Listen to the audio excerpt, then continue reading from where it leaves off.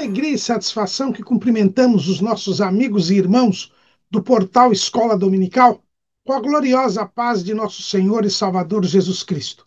Estamos dando início a mais uma pré-aula, esta ferramenta que o portal Escola Dominical disponibiliza no início da semana, para que os irmãos possam melhor preparar a sua aula da Escola Bíblica Dominical. Leiam a revista das lições bíblicas, assistam a esta pré-aula. Leiam o texto de apoio de nossa autoria, publicado no site do portal Escola Dominical, portalebd.org.br, porque ali os irmãos vão ter a sequência do nosso raciocínio. A nossa proposta aqui não é repetir a lição, a revista. Os irmãos já leram a revista, leram o livro de apoio, assistiram ao vídeo do comentarista. E a nossa proposta aqui é trazer subsídios complementares. E alguns irmãos sentem dificuldade em acompanhar o caminho da nossa exposição. É só ler o texto de apoio e os slides que acompanham este texto de apoio, e os irmãos irão ver a sequência que nós adotamos aqui em nossa exposição. Além do nosso texto de apoio, o site do portal Escola Dominical disponibiliza 5 ou 6 outros textos da faixa etária de adultos. Também disponibilizamos textos de apoio, videoaulas e slides de todas as faixas etárias do currículo da Casa Publicadora das Assembleias de Deus e também de outros currículos de escola bíblica dominical. Durante a semana, disponibilizamos breves comentários em áudio das leituras diárias da faixa etária dos adultos e da faixa etária dos adolescentes.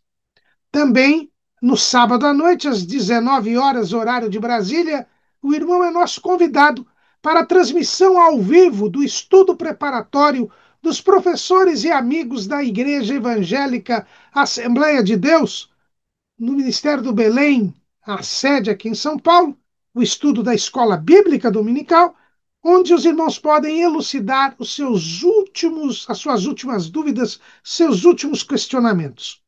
E tudo isso, porém, às 19 horas, o irmão é nosso convidado também para vir presencialmente.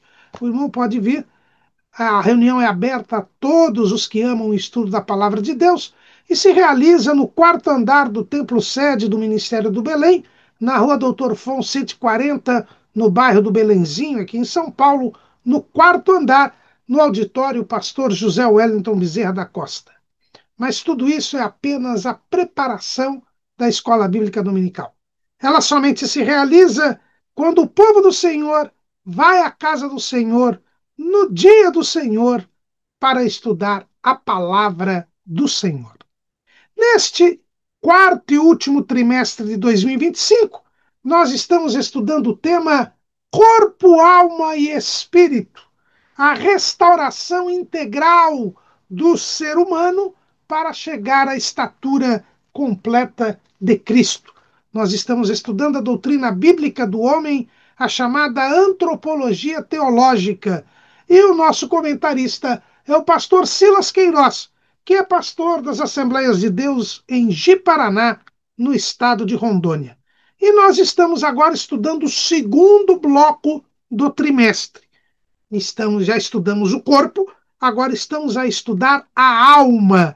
E hoje estaremos estudando a lição de número 6, a consciência, o tribunal interior. Então, a consciência, o tribunal interior. Logo de pronto, é bom lembrar que o nosso próprio comentarista, o pastor Silas Queiroz, diz que, embora ele considere a consciência como algo da alma, isto é divergente e há autores, há estudiosos que entendem que nós estamos diante de uma função do espírito e não da alma. E é precisamente o nosso posicionamento.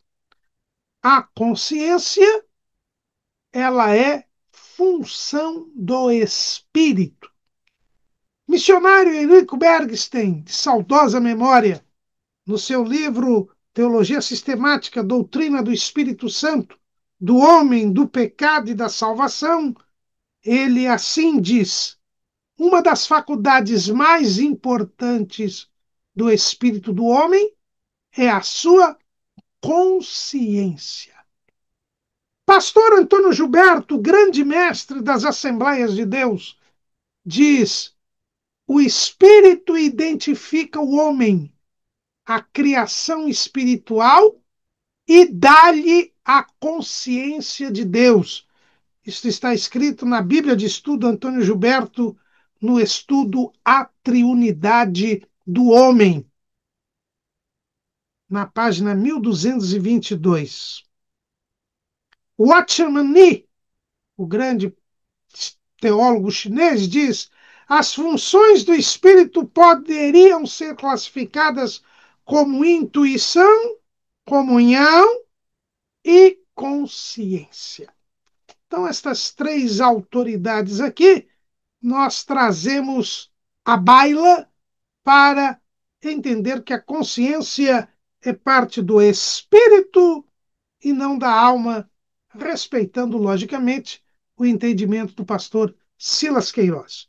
Nós até entendemos que esta divergência ela é resultado da plurivocidade da palavra consciência. O que quer dizer isso, irmão Caramuru? A esmagadora maioria das palavras tem mais de um significado. Quando os irmãos abrem um dicionário, qualquer palavra que os irmãos vão procurar, os irmãos vão encontrar uma série de significados. Isto porque a esmagadora maioria das palavras é chamada de plurívoca. Plurívoca quer dizer que tem vários significados. E a palavra consciência não é diferente. Pastor Severino Pedro da Silva, na sua obra O Homem, Corpo, Alma e Espírito, ele diz que a consciência é o conhecimento acompanhador. Como sempre, nosso saudoso mestre, pastor Severino Pedro da Silva, ele consegue ser muito preciso nas suas palavras. Quando ele diz que consciência é o conhecimento acompanhador, né? Consciência vem de ciência, que é o que se sabe, o que se conhece, e com. Portanto, é o conhecimento acompanhador. E a palavra consciência tem vários significados. Em primeiro lugar, consciência é a percepção do que acontece. Por exemplo, eu estou agora aqui gravando esta aula e estou percebendo que eu tenho uma caneta aqui à minha frente. Eu estou percebendo, eu estou consciente. O que não acontece quando eu estou dormindo. Quando eu estou dormindo, eu não percebo o que está acontecendo. Por quê? Porque eu estou num estado de inconsciência. Então, consciência pode significar isso. Na aula passada, nós falamos que não é verdade aquilo que ensinam os adventistas e as testemunhas de Jeová a respeito do sono da alma. Ou seja, eles dizem que quando a pessoa morre, ela fica inconsciente. Nós vimos que lá no livro do Apocalipse, as almas dos mártires da grande tribulação clamam por vingança a Deus. Portanto, elas estão conscientes. É verdade, quando a gente morre, eu não fico mais sabendo o que está acontecendo aqui. Eu não fico mais sabendo o que está acontecendo aqui. É por isso que não se deve orar para pessoas mortas, os chamados santos, para que eles intercedam junto a Deus pelas nossas dificuldades, porque não há comunicação entre os vivos e os mortos. As pessoas que morrem ficam inconscientes do que acontece aqui na Terra. Ela não tem mais consciência, ela não fica sabendo o que está acontecendo aqui. Esse é o primeiro significado da palavra consciência. É a pessoa ficar sabendo do que se passa, perceber o que está acontecendo. Essa é a chamada, os estudiosos, psicólogos, filósofos, teólogos chamam esta consciência de consciência espontânea. E esta consciência espontânea realmente é algo que é atinente à alma, porque nós já vimos que a alma trabalha com o pensamento, com o sentimento e com a vontade. E nós já vimos que o entendimento, ele trabalha com a imaginação, com a razão e com a memória. Então, quando eu estou consciente, eu estou percebendo as coisas que estão acontecendo. Eu estou tendo sensações que me dão a imaginação, que me trazem as imagens, as ideias. Então, nesse sentido, a consciência espontânea diz respeito, sim, à alma, porque é eu perceber o que está acontecendo. Em segundo lugar, a palavra consciência significa a consciência de si. Eu digo que uma pessoa tem consciência quando ele se distingue dos outros. Eu, Caramuru, não sou o irmão que está aí me assistindo. Aqui está o irmão Caramuru e o irmão que está aí me assistindo sabe que o irmão é o irmão, não sou eu quem está falando. Esta consciência de si é a noção que eu sou um indivíduo distinto dos demais. É a noção do eu. Essa noção do eu é a consciência de si. Ela também é uma atividade da alma, porque é o entendimento. O filósofo francês René Descartes, ele dizia: penso, logo existo. Então ele teve ele, ele na sua filosofia ele diz: olha, eu tenho a noção de que eu penso, portanto eu existo, eu sou diferente dos outros, eu sou um indivíduo. Isso é a consciência de si. Isso também está ligado ao intelecto, ao entendimento. Então é algo relativo à alma. Então eu tenho a consciência espontânea, eu tenho a consciência de si. Mas eu também tenho a consciência refletida, que é operada pela memória. Ao partir do ponto de que eu noto que eu sou eu, ou que eu percebo que está acontecendo, eu uso a razão, como nós vimos na aula passada. Eu uso o cálculo, aquilo que Jesus nos fala lá em Lucas, capítulo 14. Lá em Lucas, capítulo 14, ele nos diz assim, versículo 28. Pois qual de vós, querendo edificar uma torre, não se assenta primeiro a fazer as contas dos gastos, para ver se tem com que a acabar? Para que não aconteça que, depois de haver posto os alicerces, e não a podendo acabar, todos os que a virem comecem a escarnecer dele, dizendo: este homem começou a edificar e não pôde acabar. Então, essa consciência refletida é uma observação. A pessoa vê que não vai ter dinheiro para construir, então não constrói, para que a obra não fique inacabada e ele seja objeto de desprezo, de crítica, de censura pelas pessoas.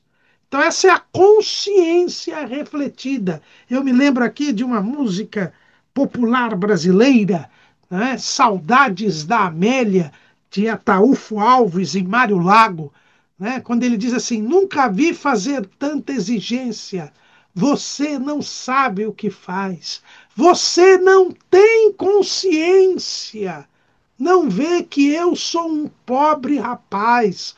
Você só quer luxo e riqueza. Tudo o que você vê, você quer.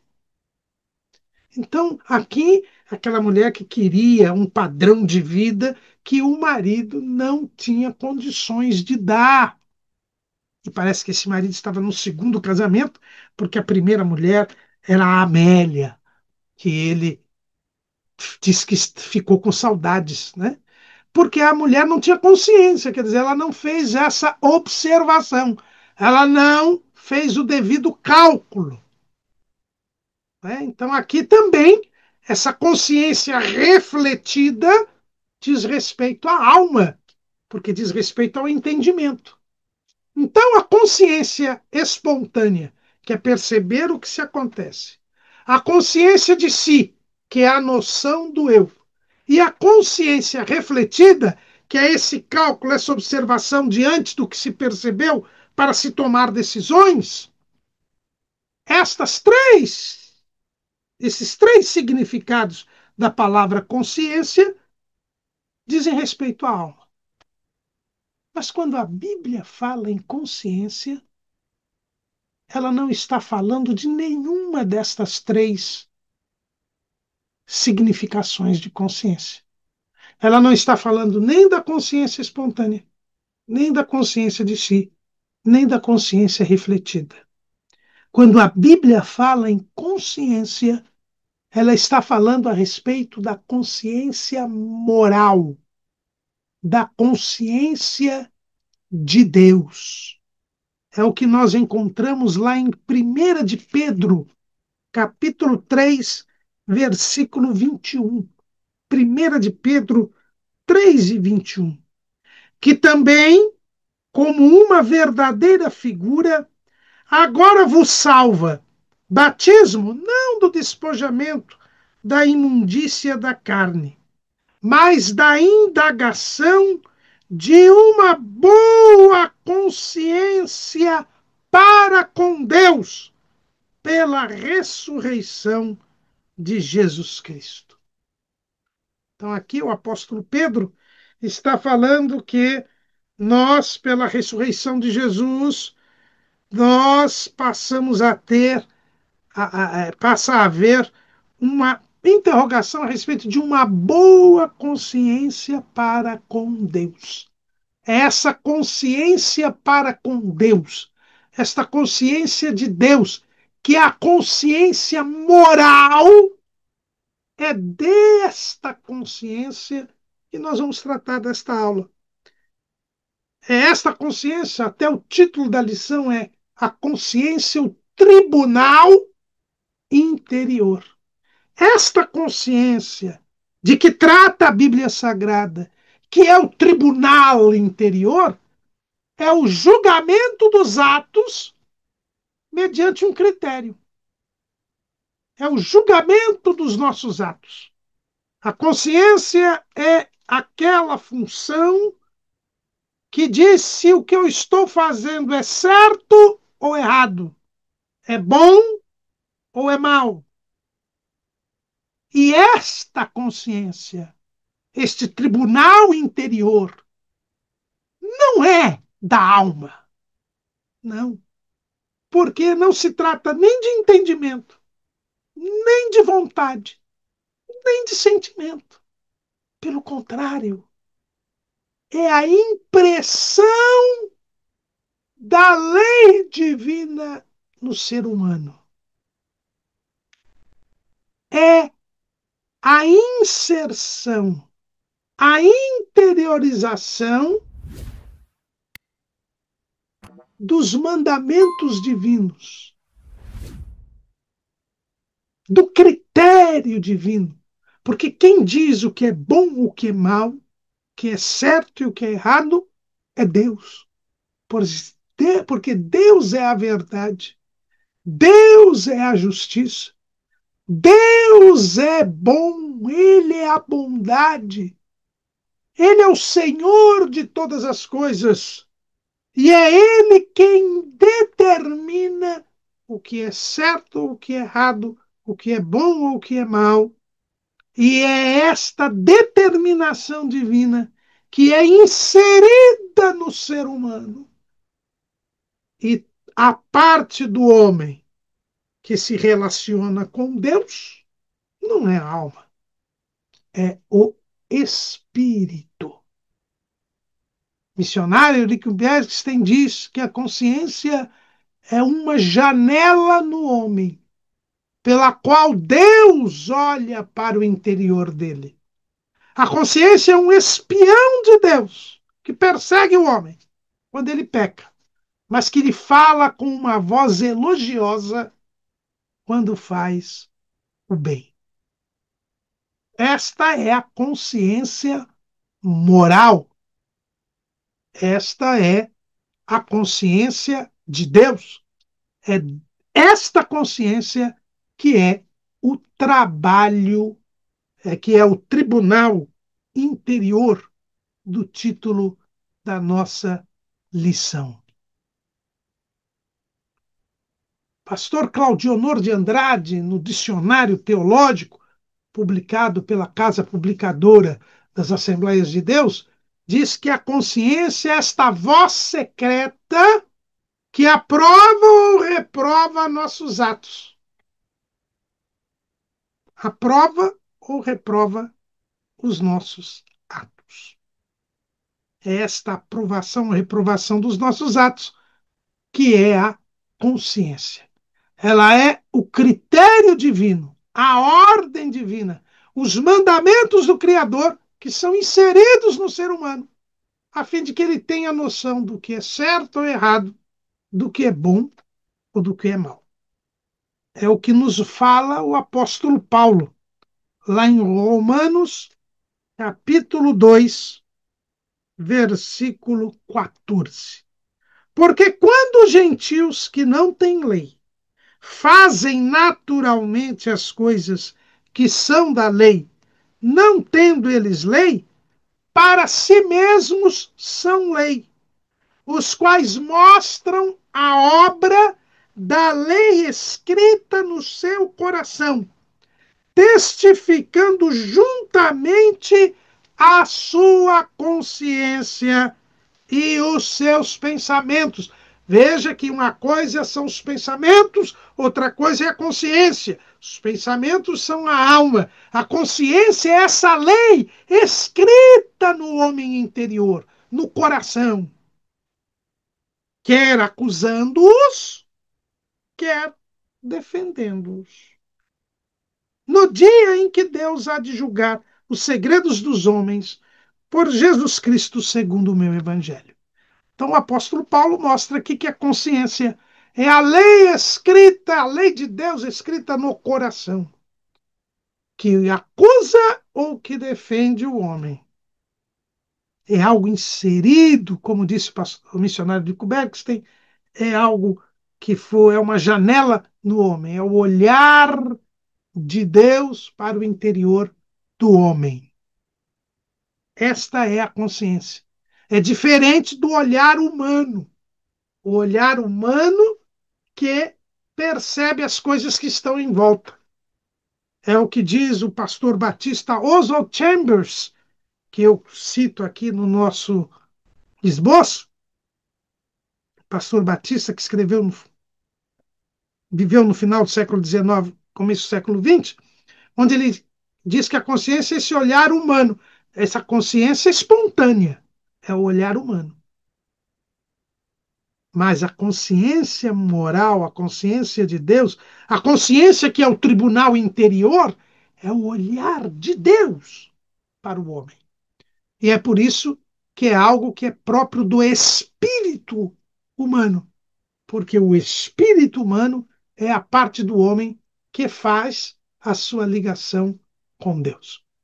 E aí nós temos de observar que esta lei de Deus, que é a vontade de Deus, as ordens de Deus, os mandamentos de Deus, eles se revelam ao homem, porque o homem não tem condição de chegar ao nível de Deus para poder descobrir por si quais são as leis de Deus, qual é a vontade de Deus. O profeta Isaías, escrevendo no capítulo 55, versículo 8, o profeta diz: porque os meus pensamentos não são os vossos pensamentos, nem os vossos caminhos os meus caminhos, diz o Senhor. Porque assim como os céus são mais altos do que a terra, assim são os meus caminhos mais altos do que os vossos caminhos, e os meus pensamentos mais altos do que os vossos pensamentos. Nós não temos condição de chegar ao nível de Deus para descobrir-lhe os mandamentos, a vontade, os pensamentos. Mas como Deus quer viver em comunhão com o homem, como Deus quer, pela sua graça, que o homem esteja com ele, é esse o propósito de Deus. Todo o plano da salvação é para que o homem viva eternamente com Deus. Então, nesse patamar, nós vemos que Deus se revela ao homem. E as duas primeiras, e a sua vontade, que é a revelação da sua lei. E as duas primeiras maneiras, existe um estudo muito conhecido sobre as 7 promulgações da lei divina. Deus demonstra a sua lei, mostra a sua lei, a sua vontade, as suas ordens, os seus mandamentos, de 7 maneiras. Mas nós só estaremos aqui a verificar as duas primeiras. A primeira forma de Deus se revelar ao homem, a primeira promulgação, quando eu falo promulgação, é um ato formal, um ato solene, em que se torna pública uma lei. A primeira forma pela qual Deus torna pública uma lei é pela criação. Paulo fala disso lá na Epístola aos Romanos, capítulo 1, versículo 18. Porque do céu se manifesta a ira de Deus sobre toda a impiedade e injustiça dos homens que detêm a verdade em injustiça. Porquanto que de Deus se pode conhecer, neles se manifesta, porque Deus lhe manifestou.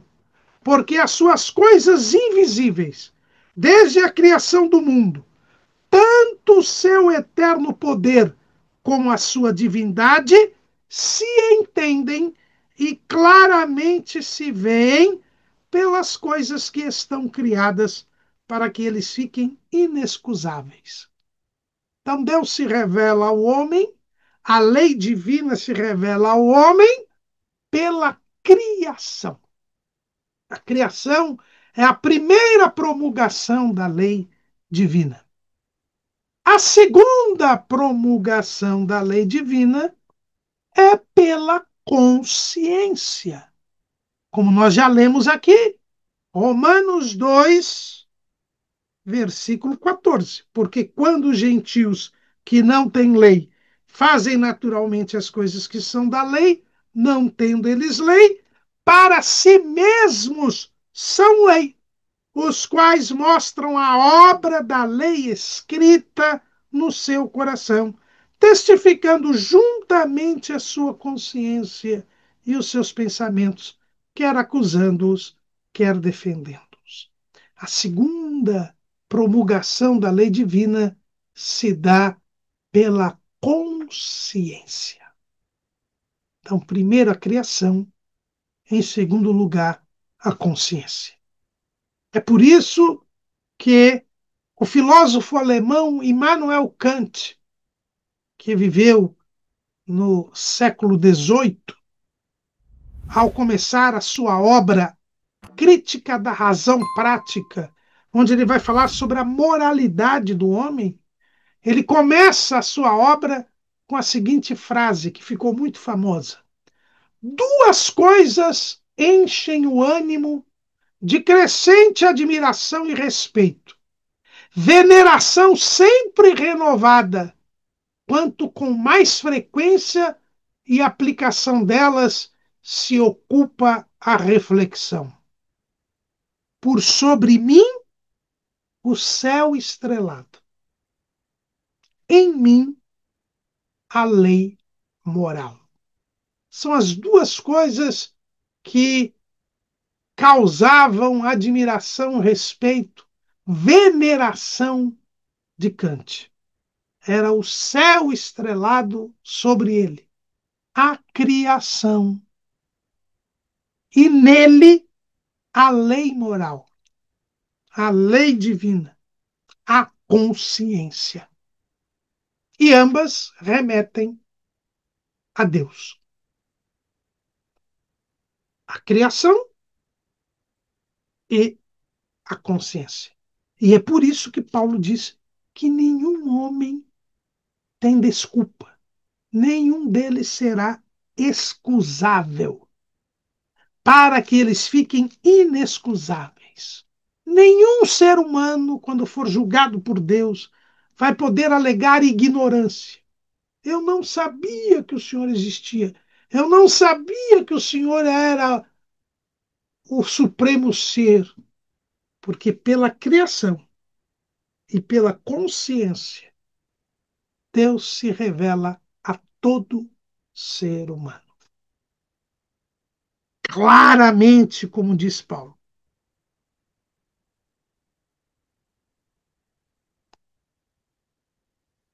O Otmani, que foi um pastor e teólogo chinês do século XX, ele estudou muito sobre a antropologia teológica. Ele tem um livro muito famoso, O Homem Espiritual.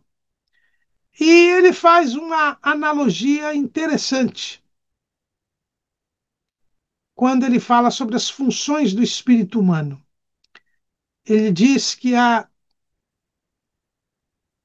três funções no espírito humano. Nós podemos até dizer que há uma quarta, que é a fé, mas ele diz que há a intuição, a comunhão e a consciência. A intuição é a evidência. E ele faz uma comparação interessante, porque ele compara as funções do espírito à arca da aliança. A arca da aliança, os irmãos sabem, era a peça mais importante do tabernáculo e do templo. Era a peça que representava a presença de Deus. Ela ficava no lugar santíssimo. Não podia ser vista pelo povo, e mesmo o sumo sacerdote entrava no lugar santíssimo somente uma vez ao ano, e mesmo assim, depois de ter incensado o local antes de entrar, e ele ia ali e aspergia sangue na tampa da arca, que era o propiciatório. E assim, a punição do povo pelos seus pecados era adiada, né? Havia propiciação dos pecados, né? Deus dava um favor imerecido ao povo, por isso que era o lugar da graça, né? Ali a arca. E ele compara a arca, ele considera a arca como uma figura do espírito humano, porque na arca nós temos as tábuas da lei. Dentro da arca ficavam as tábuas da lei, as segundas tábuas da lei, que foram lavradas por Moisés, escritas por Deus, porque as primeiras tábuas foram quebradas quando Moisés voltou do monte com elas, irado pela pelo episódio do bezerro de ouro, ele quebrou as tábuas. As segundas tábuas que ele traz e coloca dentro da arca. Então, as tábuas, diz Watchman Nee, representam a intuição. O que é a intuição? Nós vamos falar dela mais a miúde quando estudarmos sobre o espírito, numa lição próxima, mas as tábuas são a intuição é aquilo que é aquele conhecimento que é obtido pela intuição, pela evidência, sem processamento mental. É aquilo que é intuitivo. E as tábuas da lei mostravam ao povo a lei de Deus. Revelavam que Deus era o Senhor de Israel e ele é quem ditava as ordens, ele era o legislador. Então a intuição, ela nos mostra que Deus é o Senhor e nós somos seus servos. A visão das tábuas. Em segundo lugar, o Espírito trabalha com a comunhão, né? O Espírito que leva o homem a ter comunhão com Deus, leva o homem a adorar a Deus, leva o homem a ouvir a voz de Deus, a obedecer a Deus. Então, aqui nós temos a ideia do propiciatório, né? Aquele sangue que era aspergido sobre o propiciatório impedia a destruição do povo, mantinha o relacionamento com Deus. E é isso que o Espírito faz, mantém o relacionamento com Deus por meio da comunhão. E nós temos a consciência. Aí sim, a consciência, o que é? As tábuas da lei dentro da arca, as tábuas da lei, elas testificavam contra o povo. Por quê? Porque o povo não estava vivendo de acordo com a lei, porque ninguém cumpriu a lei. E é por isso que todo ano era necessário aspergir o sangue sobre o propiciatório para cobrir o pecado do povo. Então, a consciência era este testemunho contrário ao povo, que reprovava o povo, que o que estava escrito nas tábuas da lei impunha sobre o povo. Então, o Atmanin diz que o espírito humano trabalha assim. A consciência é a lei divina que julga as nossas ações de forma silenciosa, que as pessoas não ouvem, mas é esta voz secreta que diz se você está certo ou errado, bom ou mal, segundo o critério divino, porque é a lei divina que está imprimida em nosso coração. Então, esta é a consciência. É assim que o Atmani figura, né, traz uma figura para nós entendermos o papel da consciência e como a consciência é parte do espírito, porque as tábuas foram gravadas por Deus. O conteúdo é divino e não humano. Quando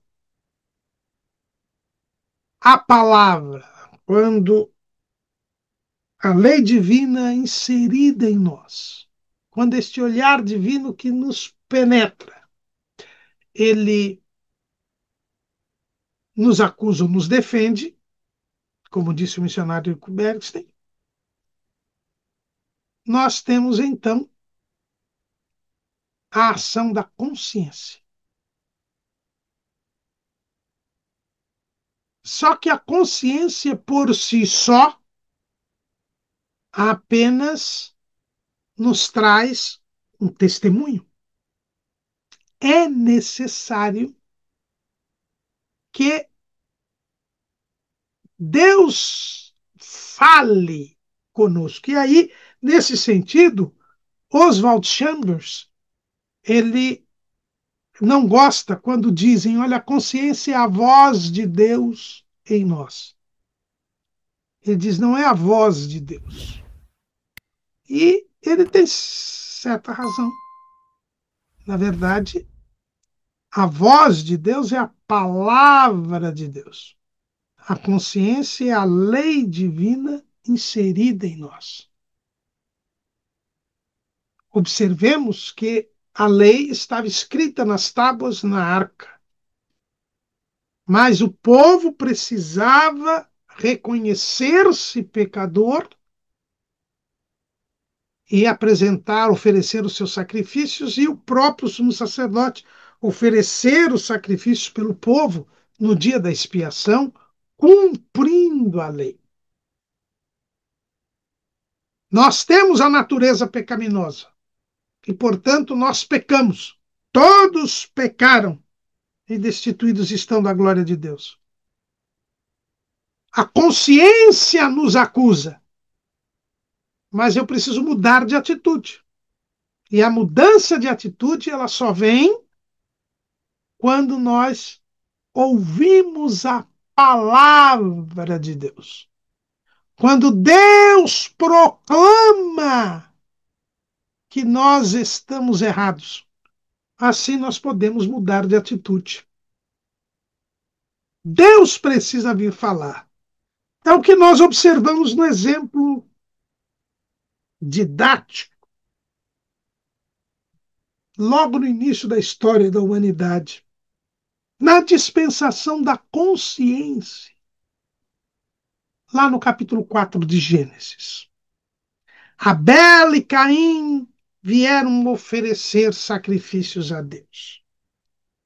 Deus atentou para Abel e para a sua oferta, mas não atentou para Caim e para a sua oferta.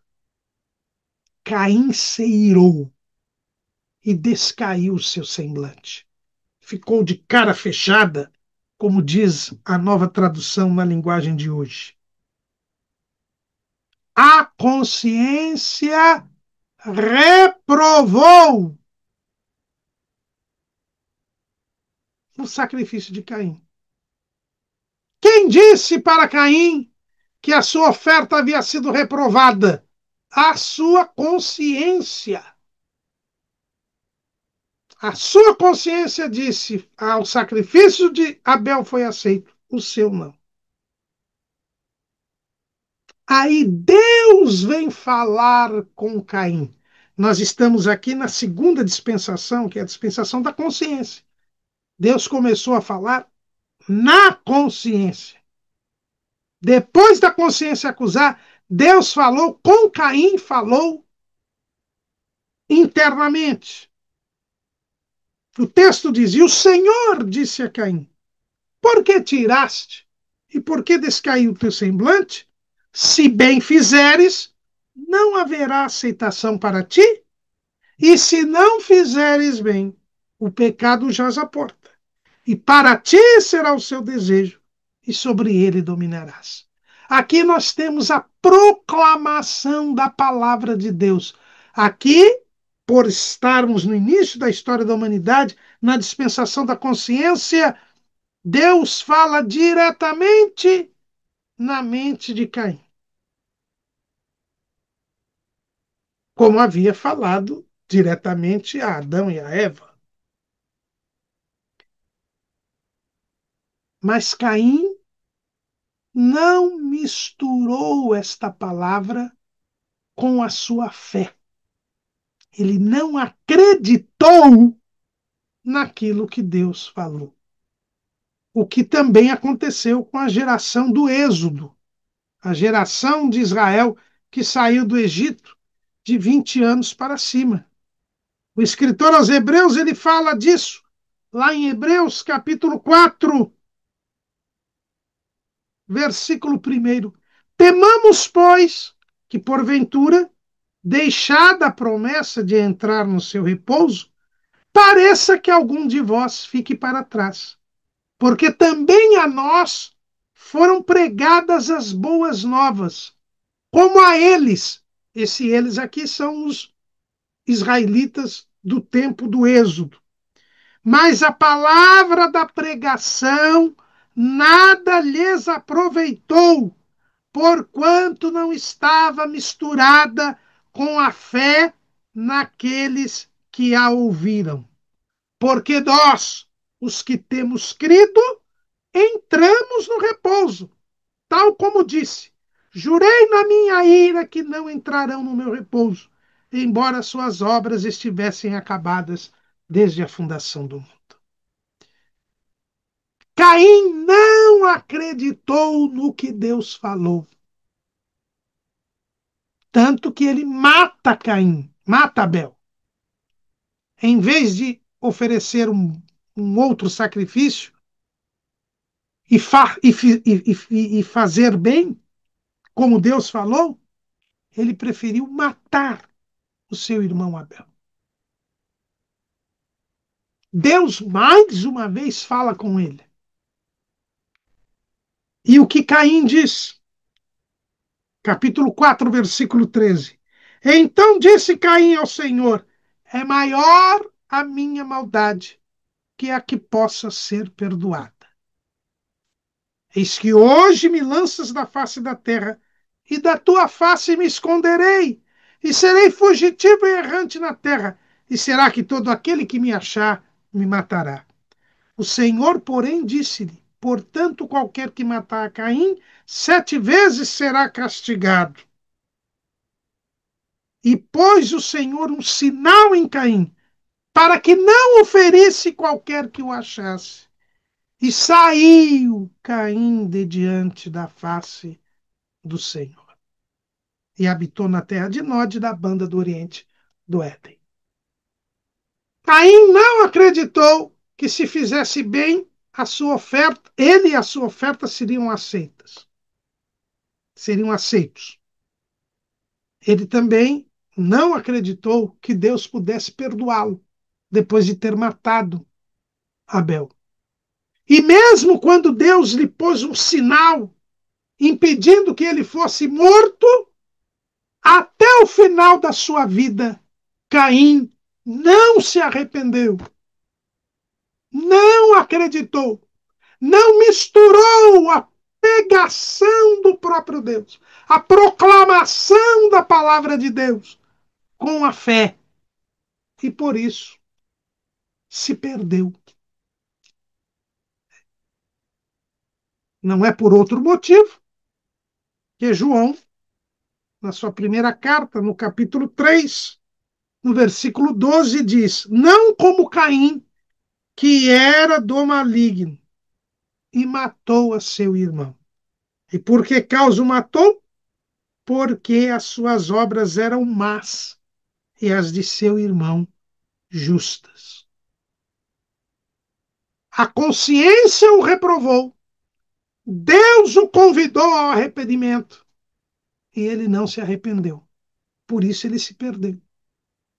Então a consciência, ela dá o testemunho. Mas para que haja mudança de atitude, é preciso que haja proclamação das boas novas, a proclamação do Evangelho, a proclamação da palavra de Deus. E se nós crermos na mensagem da salvação, do perdão, aí nós somos perdoados.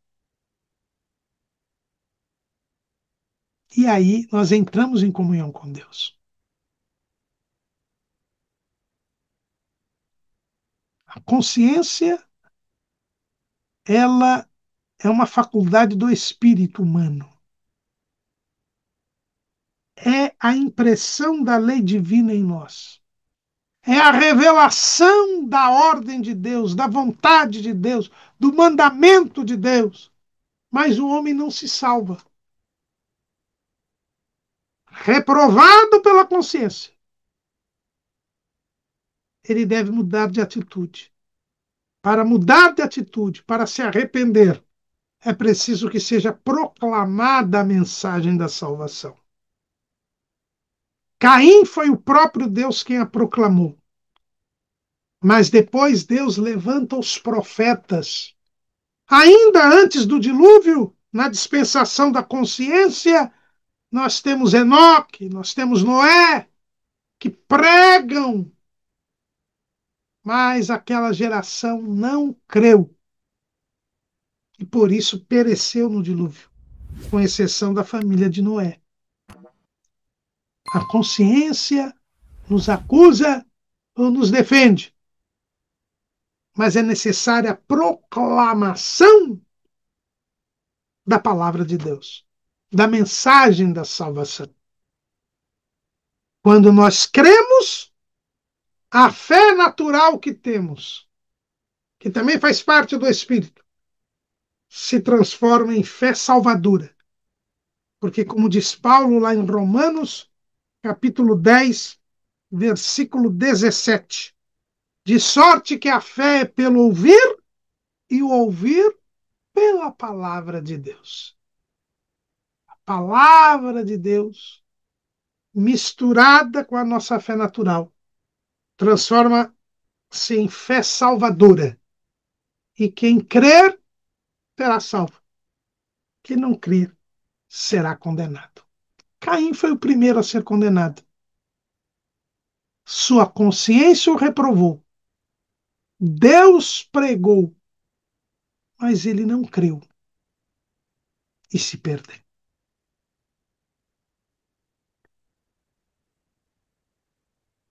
A consciência, ela tem algumas tarefas. Quais são as tarefas da consciência?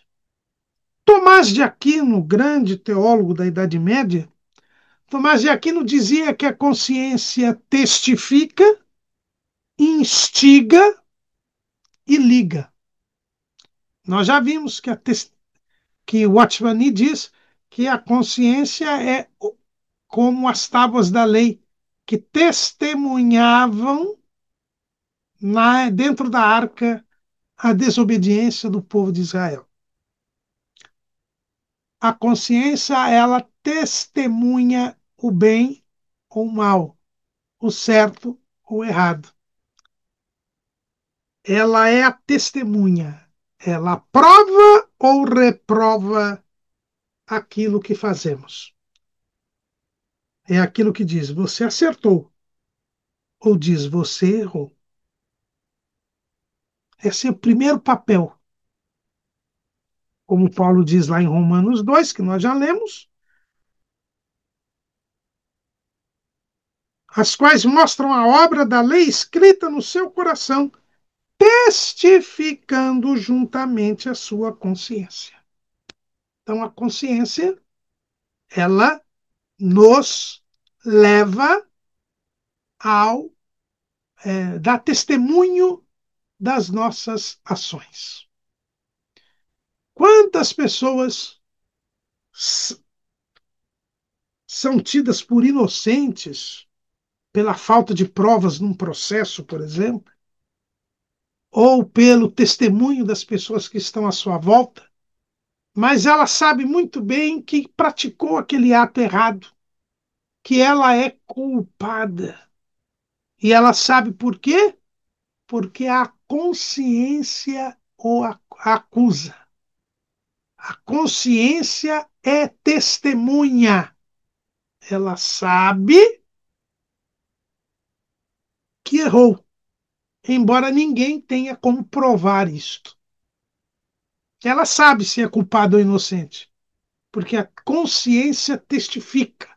A consciência é testemunha da correção ou não dos nossos atos.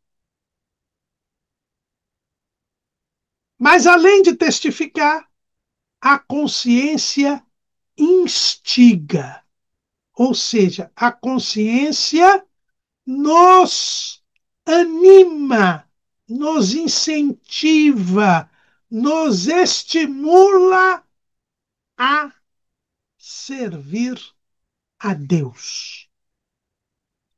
A testemunha tem esta capacidade. Em Romanos 13 e 5, nós vemos uma instigação da consciência. Portanto, é necessário que lhe estejais sujeitos, não somente pelo castigo, mas também pela consciência. A consciência nos faz com que nós busquemos nos sujeitar às autoridades. A consciência nos instiga a que nos sujeitemos às autoridades. E ao nos sujeitarmos às autoridades, nós estamos agradando a Deus, porque quem resiste à autoridade resiste à ordenação de Deus. Então, a consciência nos leva a nos sujeitar às autoridades. Também a consciência nos leva a não escandalizar os irmãos mais fracos na fé. Lá em 1 Coríntios, capítulo 8, versículo 7. Mas nem em todos há conhecimento, porque alguns até agora comem, no seu costume para com o ídolo, coisas sacrificadas ao ídolo, e a sua consciência, sendo fraca, fica contaminada. Ora, o manjar não nos faz agradáveis a Deus, porque se comemos, nada temos demais, e se não comemos, nada nos falta. Mas vede que essa liberdade não seja de alguma maneira escândalo para os fracos. Porque se alguém te vir a ti, que tem ciência, sentado à mesa no templo dos ídolos, não será a consciência do que é fraco induzida a comer das coisas sacrificadas aos ídolos? E pela tua ciência perecerá o irmão fraco pelo qual Cristo morreu. Ora, pecando assim contra os irmãos e ferindo a sua fraca consciência, pecais contra Cristo. Então a consciência nos instiga a não escandalizar os irmãos mais fracos na fé. E, portanto, nós devemos muitas vezes deixar de fazer coisas que não são pecado, mas só para não fazer o irmão pecar. E quem nos leva a isto? A consciência. A consciência nos instiga a não escandalizarmos os nossos irmãos. Mas também a consciência nos leva a não perguntar sobre a procedência dos alimentos. Veja lá, 1 Coríntios 10 e 25. Comede tudo quanto se vende no açougue, sem perguntar nada, por causa da consciência. Não vamos ficar perguntando. Lá em Corinto tinha esse problema. Né? As comidas que eram vendidas no açougue, nos açougues normalmente vinham dos sacrifícios dos templos pagãos. E o ideal, então, era não perguntar de onde veio a carne, para não prejudicar a consciência do irmão mais fraco. E Paulo continua, porque a terra é do Senhor e toda a sua plenitude. E se algum dos infiéis os convidar e quiser dizer, comede tudo que se puser diante de vós, sem nada perguntar, por causa da consciência.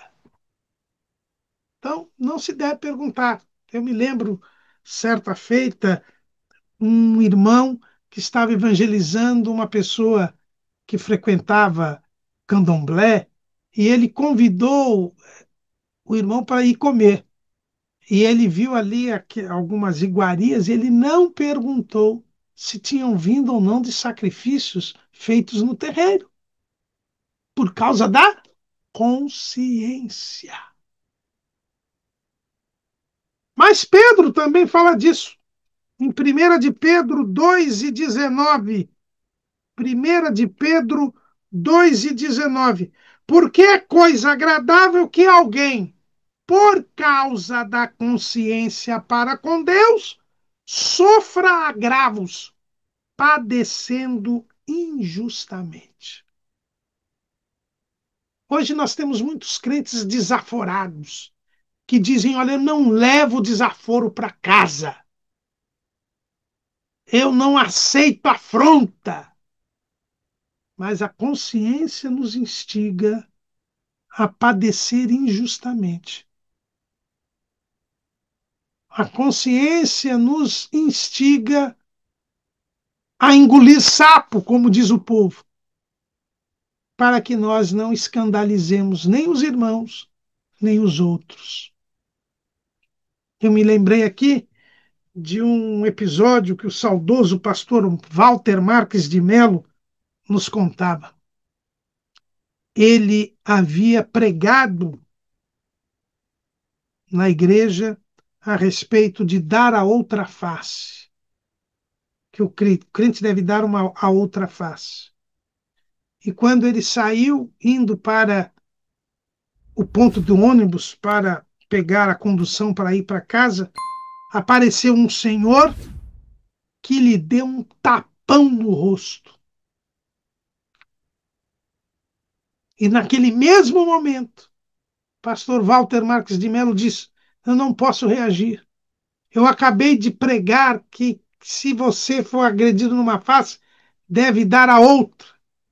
E ele então virou o rosto e o cidadão deu um tapão no outro, na outra face. E aí, irmão Walter caiu e ele estava acompanhado de um diácono que foi pegar um tijolo, porque eles estavam na frente de um lugar que estava em construção. E irmão Walter disse: não, não faça isso, não faça isso. E por causa da palavra do irmão Walter, que já era evangelista naquela época, o diácono nada fez. E ele foi embora para casa. No outro culto, o irmão Walter não veio, mas aquele homem foi ao culto. E no final do culto, ele disse: cadê aquele senhor que pregou aqui? Ah, hoje ele não veio. Aí então ele disse: olha, eu vim aqui pedir perdão para ele, porque eu vi ele pregando aqui sobre dar a outra face e maldosamente eu o agredi. E ele realmente deu a outra face. E eu vim aqui entregar minha vida para Jesus, porque este homem fala a verdade, porque ele vive o que ele prega. A consciência o fez padecer injustamente, sofrer o agravo, porque a consciência nos instiga a agradar a Deus. A consciência nos instiga a fazer valer a palavra de Deus nas nossas vidas. Mas Tomás de Aquino também diz que a consciência liga. Ligar aqui quer dizer defender, acusar ou remorder. Paulo diz, quer acusando, quer defendendo. Nós já vimos missionário de Kuberstein dizendo que quando nós pecamos, desagradamos a Deus, a consciência nos acusa. Mas quando nós fazemos algo agradável a Deus, somos elogiados pela consciência. Mas o que é esse remorder? Remorder significa afligir, angustiar. Irmãos, Deus, na sua infinita misericórdia, querendo a salvação de todos os homens, querendo que todos os homens que lhe sirvam tenham um bom testemunho, por vezes nos angustiam, nos aflige na consciência, para que nós consertemos coisas erradas.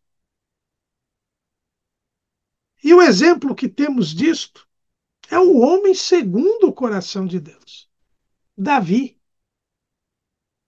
No leito de morte, Davi chama Salomão, que já havia assumido o trono, e, por força do remorder da consciência, diz a Salomão que ele devia dar um jeito em Joabe. Ao longo da sua vida, Davi nada fez com 3 assassinatos cometidos por Joabe. Joabe matou Abner, a traição. Joabe matou Absalão, a traição. E Joabe matou Amasa, a traição. E Davi não tomou nenhuma providência. Mas como ele poderia passar para a eternidade com estas falhas? a consciência o remordeu, afligiu, e ele teve que chamar Salomão lá no leito de morte, pedindo para que Salomão tomasse providências contra Joabe. E Joabe acabou sendo morto por Salomão. Também com relação a Simei, o parente de Saul, que amaldiçoou, atirou pedras contra Davi, caluniando Davi também por uma questão política, ao vencer Absalão, não tomou nenhuma providência contra Simei, que havia afrontado o ungido do Senhor. E também a consciência remordeu. E ele também pediu para que Salomão tomasse providências contra Simei. Simei ficou numa espécie de prisão domiciliar e, por ter desobedecido, acabou sendo morto.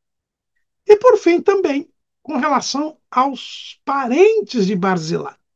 Davi havia prometido algo que não podia cumprir, que até o final da vida do Quimã, né, que era o servo de Barzilai, até o final da vida de Quimã, ele seria favorecido pelo reino pelo bem que Barzilai havia feito a Davi quando da revolta de Absalão. E a consciência remordeu para que ele fizesse Salomão se comprometer para cumprir a promessa que havia feito. Então, isso que é a consciência: defender, acusar ou remorder. Nós temos conhecimento de pessoas, em geral obreiros, que, para usar aqui uma expressão de um pastor amigo nosso, ele diz assim: os purgatórios, o verdadeiro purgatório de obreiro. Muitos obreiros, e ele tem muito mais experiência do que eu já soube de alguns conhecimentos de obreiros que demoram a morrer, porque tem que acertar todas as contas que a consciência traz à memória de coisas erradas que fizeram ao longo do ministério, de vidas que machucaram, de injustiças que cometeram. E eles não passam para a eternidade enquanto não resolvem, enquanto não pedem perdão, enquanto não perdoam. Essa é a consciência, que testifica, que instiga, mas que também liga. Essas são as três tarefas da consciência. A Bíblia nos fala de alguns tipos de consciência. Vamos, então, terminar esta aula falando destes tipos de consciência. A primeira consciência é a boa consciência. Paulo, diante do Sinédrio, lá em Jerusalém, ele diz o seguinte, Atos 23:1. E pondo Paulo os olhos no conselho, disse: varões e irmãos, até o dia de hoje tenho andado diante de Deus com toda a boa consciência. Lá em 1 Timóteo, capítulo 1, versículo 5. 1 Timóteo, capítulo 1, versículo 5. Paulo também diz: ora, o fim do mandamento é o amor de um coração puro e de uma boa consciência e de uma fé não fingida. E no versículo 19 deste mesmo capítulo, conservando a fé e a boa consciência, rejeitando a qual alguns fizeram naufrágio na fé. Lá em Hebreus 13:18, Hebreus 13:18, o escritor aos Hebreus diz: orai por nós, porque confiamos que temos boa consciência, como aqueles que em tudo querem portar-se honestamente. E em 1 de Pedro 3:16, nós já lemos aqui, tendo uma boa consciência. Aliás, o 3:16 a gente não leu, a gente leu o 3:21. Tendo uma boa consciência, para que naquilo em que falam mal de vós, como de malfeitores, fiquem confundidos os que blasfemam do vosso bom procedimento em Cristo. O versículo 21 é que nós já lemos, a indagação de uma boa consciência para com Deus. Que é a boa consciência? É a consciência daquele que está servindo a Deus. É a consciência do salvo que agrada a Deus, que tem sido dirigido pelo Espírito Santo, que faz a vontade de Deus.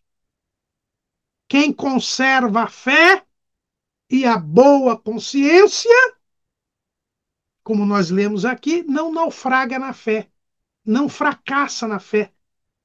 Chega ao porto seguro, que é o céu. Boa consciência é ter o bom procedimento em Cristo, é ter o amor de um coração puro. Ter uma boa consciência é se portar honestamente. Isto é ter boa consciência. A boa consciência é a consciência daquele que é fiel a Deus. Mas nós também temos a consciência pura. A consciência pura, lá em 1 Timóteo, capítulo 3, versículo 9. 1 Timóteo, capítulo 3, versículo 9. Guardando o mistério da fé em uma pura consciência. E ainda em 2 Timóteo, capítulo 1, versículo 3, dou graças a Deus a quem desde os meus antepassados sirvo com uma consciência pura, porque sem cessar faço memória de ti nas minhas orações, noite e dia. Consciência pura é aquela que foi lavada no sangue de Jesus. Consciência pura é aquela que teve os seus pecados perdoados. É aquela que sabe que o que fez de errado Deus perdoou, não se lembra mais das iniquidades, tem uma consciência purificada. E para eu poder chegar à presença de Deus, para eu poder entrar na presença de Deus, eu preciso ter esta consciência pura. Eu preciso ter sido purificado pelo sangue de Jesus. Hebreus capítulo 10, versículo 22. Cheguemo-nos com verdadeiro coração, em inteira certeza de fé, tendo o coração purificado da má consciência e o corpo lavado com água limpa. Vós já estáis limpos pela palavra que eu vos tenho falado. Para ter uma consciência pura, eu preciso ter nascido da água e do Espírito. Só assim eu poderei entrar no reino de Deus. Então a consciência pura é daquele que foi purificado pelo sangue de Jesus e se mantém em santidade, porque a consciência tem que ser pura e tem que ser uma boa consciência. E aí já falamos da terceiro tipo de consciência, que é a consciência sem ofensa. Paulo, agora diante do governador Félix, ele diz lá em Atos capítulo 24, versículo 16, e por isso procuro sempre ter uma consciência sem ofensa, tanto para com Deus como para com os homens. A consciência sem ofensa é a consciência santa, é a consciência daquele que não peca, ou se peca, imediatamente pede perdão a Deus pelo pecado cometido, e não somente a Deus, mas também, se o pecado afrontar o próximo, também pedir perdão ao próximo. Essa é a consciência sem ofensa. É ter a declaração da consciência de que se é inocente, de que não se tem mancha, que não tem nada escondido aí, que está andando na luz. Porque se andarmos na luz como ele na luz está, temos comunhão uns com os outros, e o sangue de Jesus Cristo, seu Filho, nos purifica de todo o pecado. Esses são os tipos recomendáveis de consciência. A boa consciência, a consciência pura, a consciência sem ofensa. Mas agora nós temos os maus tipos de consciência. A consciência fraca. 1 Coríntios capítulo 8, versículo 7. Nós já lemos esse versículo, mas dando ênfase à boa consciência, dando ênfase aí à instigação da consciência, né? Então agora vamos falar, olha.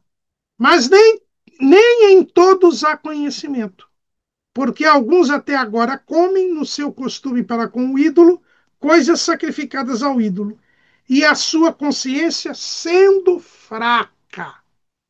O versículo 10 diz: não será a consciência do que é fraco induzida a comer das coisas sacrificadas aos ídolos? E o 12: ora, pecando assim contra os irmãos e ferindo a sua fraca consciência.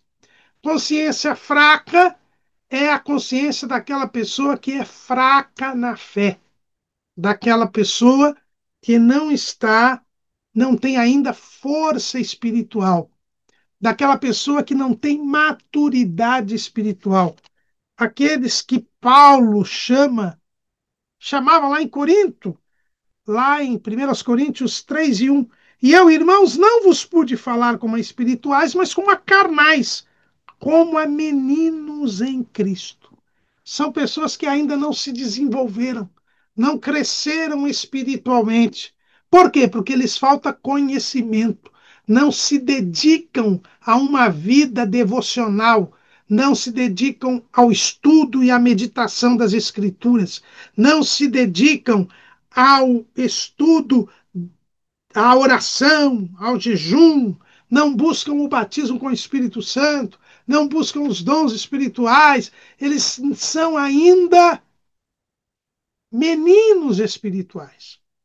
O escritor aos Hebreus fala dessa gente, lá em Hebreus, capítulo 5, versículo 12: porque, devendo já ser mestres pelo tempo, ainda necessitais de que se vos torne a ensinar quais sejam os primeiros rudimentos das palavras de Deus, e vos haveis feito tais que necessitais de leite e não de sólido mantimento. São pessoas que não se dedicam a conhecer as coisas de Deus. E por isso a sua consciência é fraca. Eles são fracos na fé. Eles não zelam pela comunhão com Deus. São desnutridos espirituais, imaturos. E aí eles têm uma consciência fraca. E essa consciência fraca pode muito bem ser contaminada. Não é o que está escrito aqui? E a sua consciência sendo fraca, fica contaminada. São pessoas que facilmente pecam, facilmente tropeçam na vida espiritual, porque a sua consciência é fraca. Eles não percebem a voz de Deus. Eles têm uma deficiência auditiva para ouvir a voz de Deus. A lei divina nos seus corações. Eles não atentam para o que essa voz secreta fala. Estão com comichão nos ouvidos. Isso é muito ruim. A consciência fraca vira consciência contaminada. Tito 1 e 5. Por esta causa te deixei em Creta, para que pusesses em boa ordem as coisas que ainda restam, e de cidade em cidade estabelecesses presbíteros, como já te ordenei. Aquele que for irrepreensível, como já te ordenei. Então, aqui nós vemos agora o versículo 15. Todas as coisas são puras para os puros, mas nada é puro para os contaminados e infiéis. Antes o seu entendimento e consciência estão contaminados. Então, em Creta havia uma desordem, porque tinha muita gente contaminada. A consciência era contaminada. Eles em tudo viam maldade, em tudo viam malícia, não compreendiam as coisas de Deus, não davam ou não deram ouvidos à consciência e agora estavam se guiando por outros critérios que não o critério divino. Pessoa que tem a consciência contaminada. O que diz Paulo? Confessam que conhecem a Deus, mas negam-o com as obras, sendo abomináveis e desobedientes e reprovados para toda boa obra. Isso é o que faz quem tem a consciência contaminada. Quem tem a consciência contaminada diz que é crente. Aí eu me lembro daquele hino do saudoso irmão Jericó. Pelo amor de Deus, não diga que é crente. O crente é diferente porque anda na luz para morar no céu. Tem que ser convertido, lavado e remido no sangue de Jesus. Porque eles são abomináveis, desobedientes, são reprovados. Tudo o que fazem é com má intenção e não fazem bem, só fazem mal. São Caíns. A consciência reprova, mas eles não seguem o que a consciência diz. Continuam errando. Essa é a consciência contaminada. E quem procede dessa maneira corre o risco de ficar com a consciência cauterizada. 1 Timóteo capítulo 4, versículo 2. Aliás, versículo 1 e 2. Mas o Espírito expressamente diz que nos últimos dias apostatarão alguns da fé, dando ouvidos a espíritos enganadores e a doutrinas de demônio, pela hipocrisia de homens que falam mentiras, tendo cauterizada a sua própria consciência. Consciência cauterizada, cauterizado quer dizer queimado. Né? Quando a gente tira uma verruga, por exemplo, ela é queimada. Outro dia eu tirei aqui uma verruga aqui, ela foi queimada. Isso é cauterizar, ela queima, seca e cai. Porque ela fica insensível. A cauterização, a queima, torna a pele insensível, ela morre e cai. É o que acontece com quem tem a consciência cauterizada.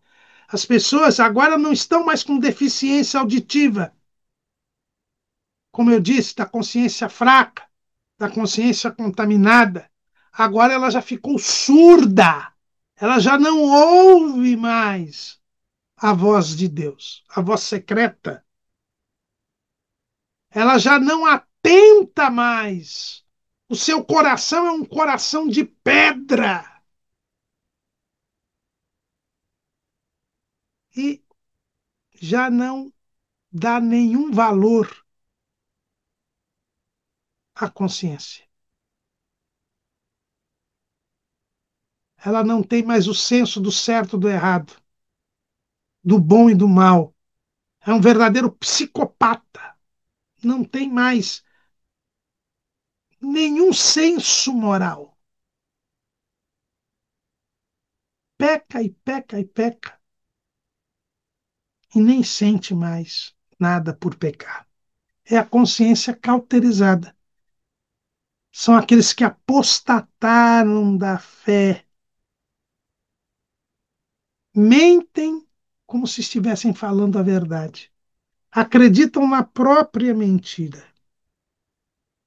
Essa é a consciência cauterizada. E o último tipo aí de consciência que nós vamos falar é a consciência antes da salvação. A consciência depois da salvação é a boa consciência. Mas nós temos a consciência antes da salvação. É a má consciência, que nós já lemos lá em Hebreus 10 e 22. O escritor aos Hebreus também chama esta consciência de consciência das obras mortas, lá em Hebreus 9 e 14. Quanto mais o sangue de Cristo, que pelo Espírito Eterno se ofereceu a si mesmo imaculado a Deus, purificará a vossa consciência das obras mortas para servirdes ao Deus vivo. Então você vê que a consciência das obras mortas é a consciência antes da salvação. O homem não tem desculpa. Ele sabe que errou. Mas se ele não crer no Evangelho, ele vai continuar errando. Vai se condenando. Porque a má consciência é a consciência das obras mortas. É uma consciência de pecado. Hebreus 10 e 2. De outra maneira, teriam deixado de se oferecer, porque purificados uma vez os ministrantes, nunca mais teriam consciência de pecado. Acontece que essa consciência de pecado continua. A pessoa sabe que peca, mas continua pecando, porque ainda não creu no Evangelho, não foi resgatado, não foi livre. Porque Jesus disse: quem pratica o pecado é servo do pecado, é escravo do pecado. Se, pois, o Filho vos libertar, verdadeiramente sereis livres. O pecador sabe que está errado. O pecador sabe que está indo para o inferno, mas ele não, enquanto ele não crer no Evangelho, a sua consciência só fará obras mortas. Ele só terá consciência do pecado, mas não poderá se livrar dele. É a situação do homem carnal, do homem sem Deus, do homem natural. Romanos capítulo 7, versículo 14. Porque bem sabemos que a lei é espiritual, mas eu sou carnal, vendido sob o pecado. Porque o que faço, não aprovo. Pois o que quero, isso não faço. Mas o que aborreço, isso faço. E se faço o que não quero, consinto com a lei que é boa. De maneira que agora já não sou eu que faço isso, mas o pecado que habita em mim. A consciência o acusa. A lei o condena. Mas ele, enquanto não crer em Cristo, nada poderá fazer. Esta é a má consciência. A consciência das obras mortas. A consciência de pecado. O tribunal interior. A lei divina inserida em nós. O olhar divino que olha para esta janela que é a nossa consciência.